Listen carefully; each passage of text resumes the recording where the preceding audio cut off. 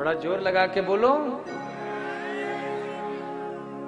तो बंधुओं, कथा इस प्रकार से है कि भगवान भाव में रीझ जाते हैं, प्रेम में रीझ जाते हैं। श्री सुखदेव महाराज वर्णन करते हैं, हे राजन, प्रियव्रतोत्तान पादौ सतरूपा पते सुतौ। प्रियव्रत और उत्तान पाद नाम के दो भाई हैं। आकुति, प्रसूति और देवहूति नाम की 3 मनु महाराज की बेटियां हैं। आकुति का विवाह रुचि प्रजापति से हुआ, जहां भगवान यज्ञ आए। देवहूति का विवाह करदम जी के साथ हुआ। ये करदम जी कौन है? ऐसे वैसे संत नहीं है महाराज, बड़े सिद्ध कोटि के संत हैं। जिसने अपने इंद्रियों का ही दमन कर लिया हो वो करदम है। ब्रह्मा जी के मानस पुत्रों में से एक है। एक दिन भगवान आए और करदम जी से कहा, सुनो, हम चाहते तुम ब्याह कर लो। बोले महाराज, ये शादी ब्याह का झमेला बड़ा विचित्र होता, हमको शादी ब्याह के चक्कर में नहीं पड़ना। बोले नहीं नहीं, अगर ब्याह करोगे तो हम तुम्हारे घर में बेटा बन के आए। प्रभु, आप और मेरे यहां बेटा बनकर, हम तैयार हैं, बताओ किससे करनी है शादी। अगर भैया भगवान पुत्र रूप में प्राप्त हो जाए तो इससे बढ़िया क्या बात हो सकती है। तो ठाकुर जी ने मनु महाराज को आदेश दिया। उनकी एक परम सुंदरी कन्या है जिनका नाम है देवहूति। देवहूति के साथ में पाणिक ग्रहण संस्कार हुआ। लेकिन करदम जी ने कहा, सुनो, हमारी एक प्रतिज्ञा है, जहां मेरे एक पुत्र हो जाएगा हम गृहस्थ धर्म त्याग देंगे। देवहूति ने कहा, हमें मंजूर। फिर क्या हुआ महाराज? ब्याह हो गया, मंत्र पढ़ दिए गए, फेरे ओरे हो गए। अब अपनी झोपड़ी में जो महलों में पली बड़ी हैं देवहूति, उनको लेकर के करदम जी आते हैं।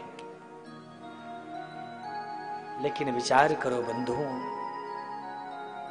जब देवहूति आई तो क्या देखा महाराज? वो आश्रम में कम से कम 50 तो घोंसले थे। किसी में चिड़िया है, किसी में तोता है, किसी में मोर है, तमाम।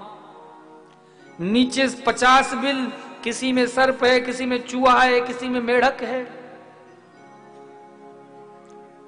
देवहूति ने सोचा, कैसा मेरा सौभाग्य, ऐसा तपस्वी पति मुझे प्राप्त हुआ है। इधर माता देवहूति ज्यों सरोवर में स्नान करके और श्रृंगार करके करदम जी के सामने आई। करदम जी ने जैसे ही देवहूति को उस सुंदर रूप लावण्य को देखा, सत्य कह रहा हूं महाराज, उनको देखते ही करदम जी की समाधि लग गई, समाधि में चले गए। हम जब किसी सुंदर स्त्री या पुरुष को देखते हैं तो मोहित हो जाते हैं। अरे देखो तो सही, कितना सुंदर है, या ये कितनी सुंदर है।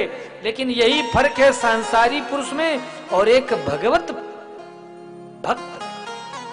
सांसारी पुरुष इस चमड़ी की सुंदरता को देख के रीझ जाता, अरे देखो कितना सुंदर है, या ये कितनी सुंदर है। लेकिन जब भक्त किसी सुंदर स्त्री या पुरुष को देखता है तो उसके मन में भाव आता है कि जब यह इतना सुंदर है तो विचार करो हमारे ठाकुर जी कितने सुंदर होंगे।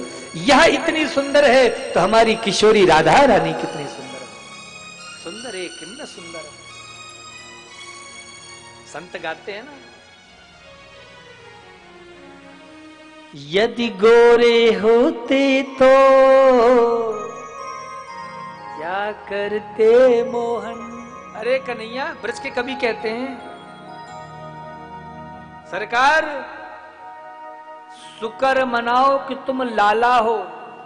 लाला होने पे तो ये हाल है, अगर कहीं आप लाली होते तो क्या होता। ब्रज के कवि कहते हैं, यदि नंदलाल तुम होते लली, यदि नंदलाल तुम होते लली तो गले कट जाते करोड़न के। और यही भाव ये संत कह रहे हैं, यदि गोरे होते तो क्या करते मोहन। क्यों? जब काले रंग पर ही दुनिया मर जाती है। एक बालक था, वो बालक ने पूछा एक महात्मा जी से, बोले बाबा जी, हम जब भी देखते हैं तो लोग ऐसे क्यों कहते हैं, हरे कृष्ण कृष्ण कृष्ण हरे हरे, जबकि कृष्ण तो काले हैं, तो ये हरे क्यों कहा जाता है। अब उस बालक को बेचारे को पता नहीं था कि हरे का मतलब क्या होता है, उसे लगा कि हरे का मतलब हरा होगा। तो बोले वो जब काले हैं तो हरे क्यों? महात्मा जी भी विनोदी स्वभाव के थे, उन्होंने कहा नहीं नहीं, पहले ऐसे नहीं बोलते थे। तो पहले कैसे बोलते थे? बोले पहले बोलते थे कारे राम राम राम कारे कारे, कारे कृष्ण कृष्ण कृष्ण। तो बोले ये हरे कैसे हो गए? बोले जब से बिहारी जी का संबंध जुड़ा किशोरी जी से और हमारे राघव सरकार का महाराज ब्याह भया मैया जानकी जी से, तो क्या हुआ? बोले अब हमारी राधा जी है एकदम गौर वर्ण की, एकदम गोरी है, हमारे कन्हैया एकदम काले। तो बोले जब राधा जी के बगल में कन्हैया आके खड़े हुए तो साधक संत कहते हैं, बोले जा तन की झाई पड़ी। तो राधा जी की जो गौर वर्ण की कांति है, जब वह कांति की छाया बिहारी जी पर पड़ी तो जा तन की झाई पड़ी श्याम हरित दुती हुई। तो हमारे ठाकुर जी काले से हरे दिखने लग गए और तब से लोग कहने लगे हरे कृष्ण। तो ऐसा संत लोग बड़े मीठे मीठे भाव बताते हैं। तो बंधुओं, करदम जी की पूरे 60 वर्ष की समाधि लगी है, लेकिन धन्य है माता देवहूति, कभी फल तोड़कर खा लेती हैं, कभी भूखी रह जाती हैं, कभी पत्ते तोड़कर, कभी जल पी करके।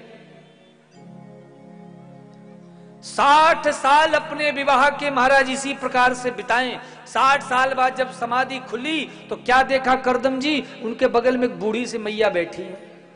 करदम जी ने पूछा कौन हो भाई तुम? देवहूति को लगा हमारे पतिदेव हम ही को भूल गए लगता है। बोले याद करिए 60 साल पहले एक राजा ने अपनी छोरी का ब्याह आपसे किया था। बोले हाँ थोड़ा थोड़ा याद आ रहा है। तुम ही हो क्या? बोले जी मैं ही हूं। बोले अपने पिता के यहाँ नहीं गई? बोले आपके आदेश के बगैर कैसे माइक जा सकती थी? एक बात बोलूं महाराज जी, बोलूं कि ना बोलूं? मुंडी ऊपर नीचे दाएं बाएं करो तो पता लगे बोलना है कि नहीं बोलना। बोलूं?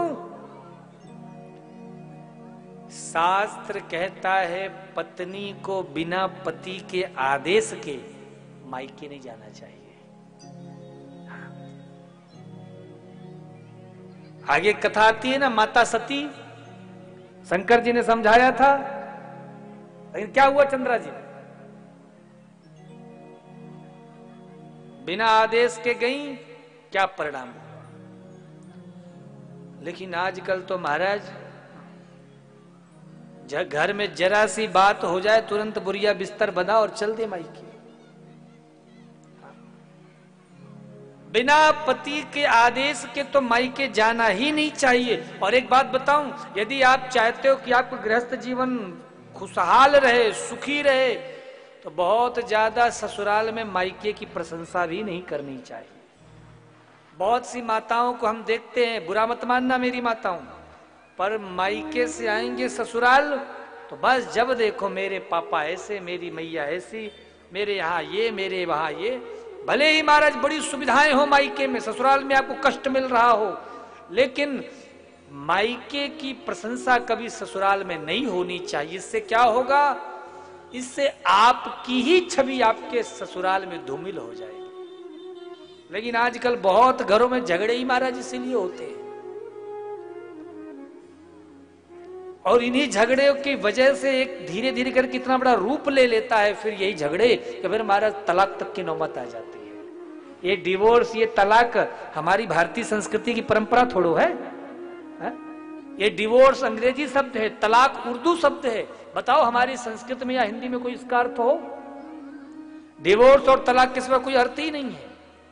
अब आप अतिशयोक्ति में कोई अर्थ कहीं का लेकर जोड़ दो, वो अलग विषय है। पर जैसे एक स्पेशल शब्द बना है उर्दू में तलाक, इंग्लिश में डिवोर्स, हमारे भारतीय परंपरा में, हमारे वैदिक सनातन धर्म में कोई शब्द ही नहीं बना है। क्यों? क्योंकि हमारी भारतीय संस्कृति तोड़ना नहीं जानती है, ये तो जोड़ना जानती है। लेकिन हम लोग महाराज दूसरों की बहकावे में आकर अपने ही ग्रस्त जीवन को बर्बाद कर देते हैं। इसलिए मैं अपनी खासकर बहनों से, माताओं से विशेष रूप से कहूंगा, जब तक विवाह ना हुआ हो एक अलग विषय है, लेकिन जहां विवाह हो जाए तब से महाराज ससुराल को ही अपना घर समझना चाहिए। और माफ करना, मेरी बात बुरी लगेगी बहुत लोगों को, आजकल बेटी के घर को बिगाड़ने में अगर सबसे ज्यादा किसी का योगदान होता है तो वो होता है बेटी के माँ का। कौन कौन गया है चित्रकूट? हाथ ऊपर करके बताओ। अच्छा, आप माताएं गई हैं चित्रकूट? वहां अनुसुईया माता का आश्रम है, ब्रह्मा विष्णु महेश वहां पलना में झूल रहे हैं। बाकी जगह आपको आशीर्वाद की मुद्रा में मिलेंगे, लेकिन हमारे चित्रकूट में माता अनुसुईया ने बालक बना दिया। वो कथा बहुत लंबी हो जाएगी, फिर कभी मौका लगेगा तो सुनाएंगे। तो ऐसी दिव्य महिमा है, ऐसी दिव्य दिव्य संतान हुई। 10वीं संतान के रूप में स्वयं भगवान कपिल प्रकट होते हैं। बोलिए कपिल भगवान की जय हो।